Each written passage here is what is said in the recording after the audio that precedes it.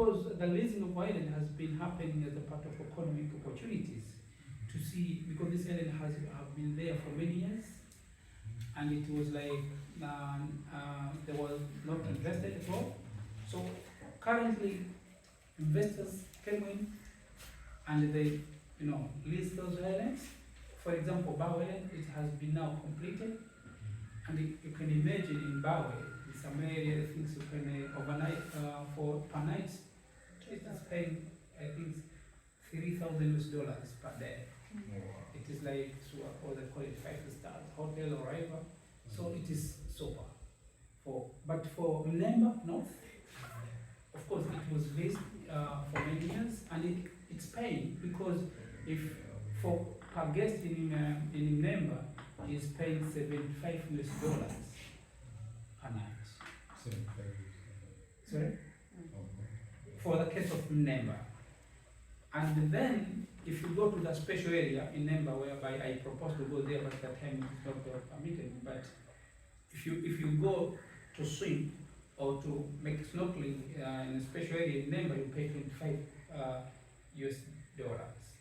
And what does it imply? What we are collecting from tourism fee, entry fee, what we are collecting, 30% goes to the community.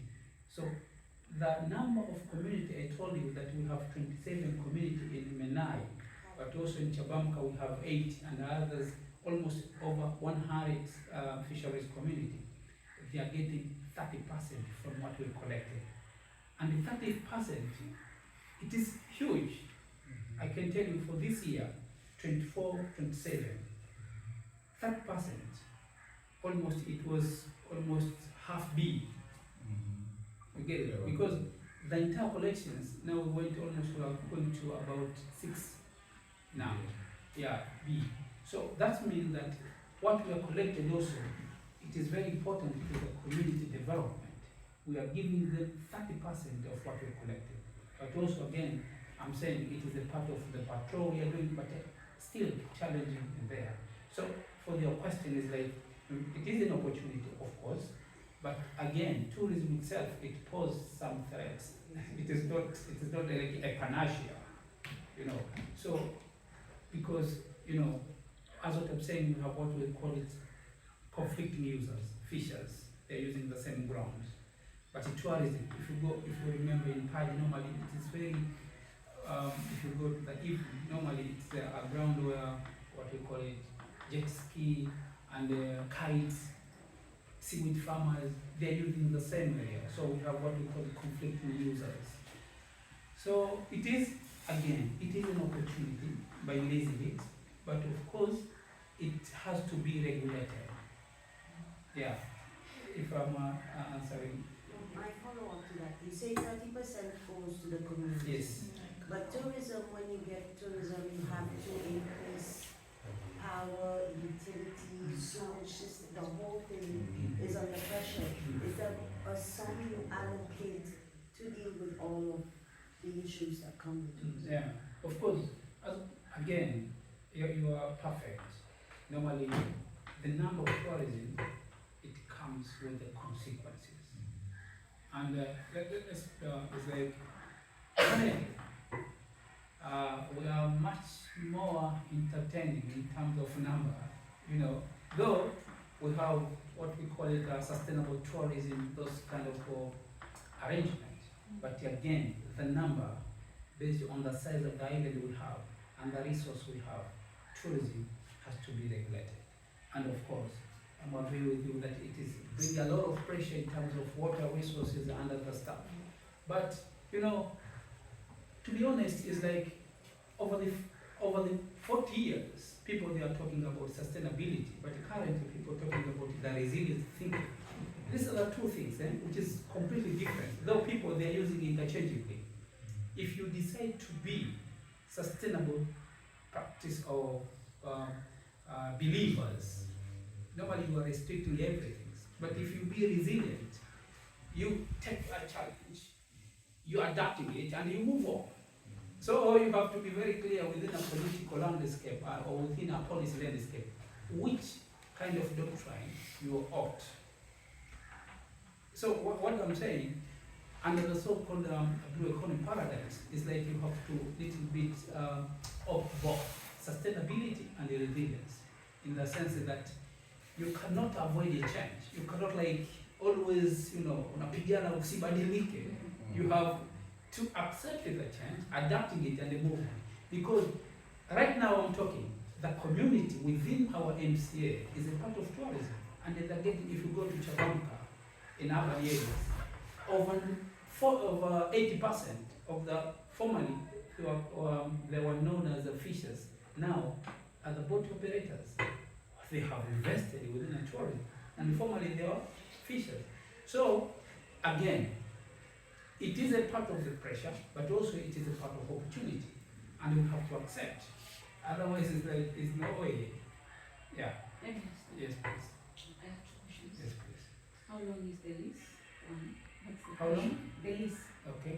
Then, two is when you're talking about 30% going to the communities, what structures do you have to ensure that every person benefits from it? Yeah. Leasing normally is like a 30 years with a possible extension. Remember, this investment, if you take it for example in Bawa, is almost like, it's not a trillion, it's like it is a very heavy investment if you go to Bawa. Of course, we didn't have this opportunity.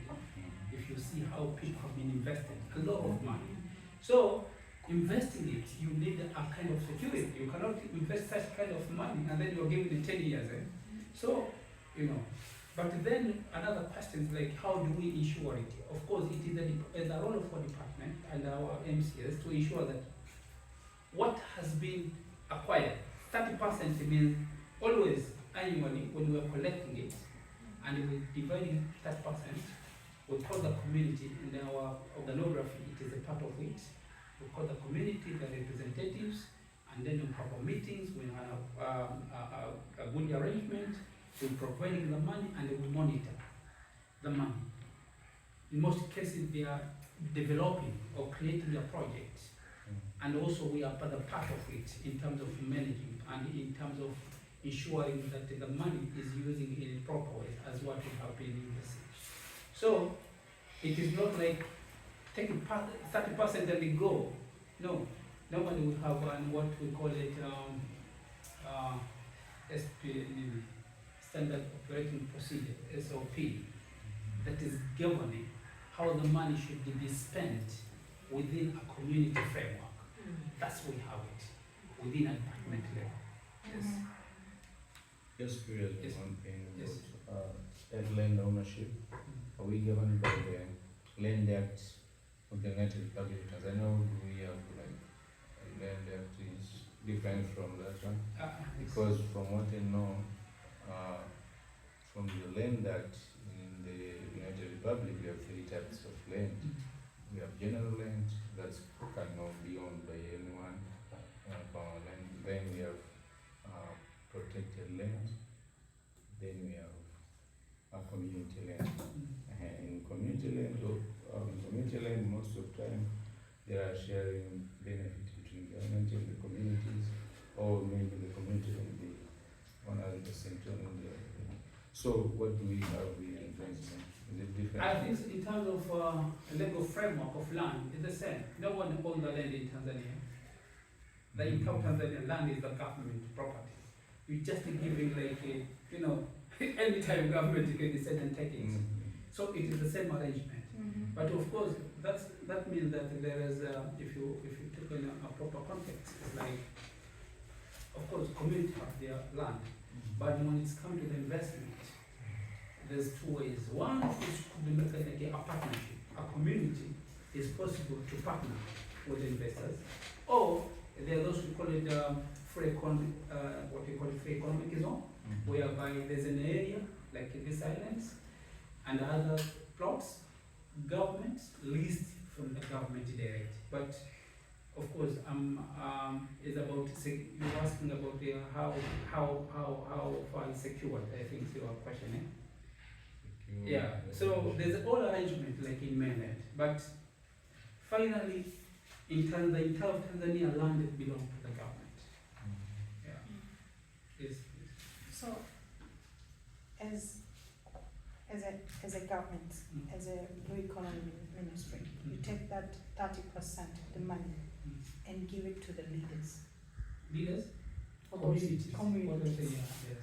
And those community, they are decide what kind of project they want to do. We decide together. How we And say. they implement. Yes, That is how you guys do it. yes. Okay. Yeah, it's like what I'm saying, within our organography, and we have what we call a co-management, whereby the manager is part of it within MCA.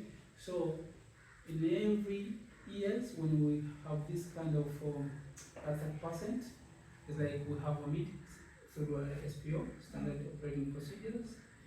We stay with them, discussing, of course, sometimes bringing the concept, what they want to do, with a general meeting of their members, and then coming together like this way, we are discussing what we're supposed to do, and then we are monitoring. So the idea is like, by doing another project, they could be this little bit disengaging in overfishing and other marine related activities. Or they can do it in a better ways, because sometimes they could buy, for example, a big vessel, which could allow them to go a little bit far away. Currently, most of them, I'm saying, large part of it is still happening within onshore. Though government has doing a lot in terms of, now we have been purchasing a lot of boats, over 100 plus boats, giving to the local officials so that they can be able to go a little bit far away. But the problem still is persisting. But there's a lot of initiative that has been taken by the government.